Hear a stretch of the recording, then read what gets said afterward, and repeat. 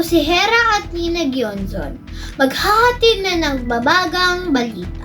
At ito ang Balitang Rizal. Kamakailan lang, muli nag-alboroto ang Bulkang Mayon sa lalawigan ng Albay. Ayon sa mga awtoridad, may lumabas na makapal na usok, abo at mainit na lava mula sa bunganga ng bulkan. Dahil dito, itinaas ang alert level at agad na inilikas ang mga pamilyang nakatira malapit sa bulkan upang manpanatiling ligtas.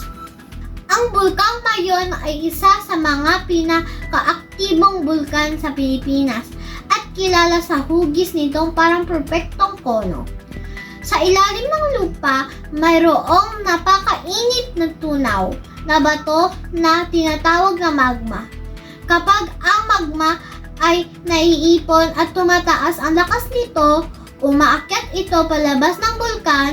Kapag hindi nakaya ng bulkan ang init at pressure, ito ay pumuputok at lumalabas ang lava, abo at usok.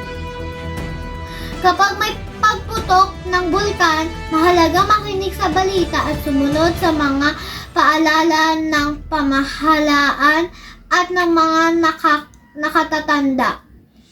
Kung may abong bumagsak, manatili sa loob ng bahay at magsuot ng mask o basang panyo. Ang kaalaman at pag-iingat ay nakakatulong upang tayo ay manatiling ligtas. Ako po si Hera at ito ang Balitang Rizal. Maraming salamat po at mag-ingat tayong lahat.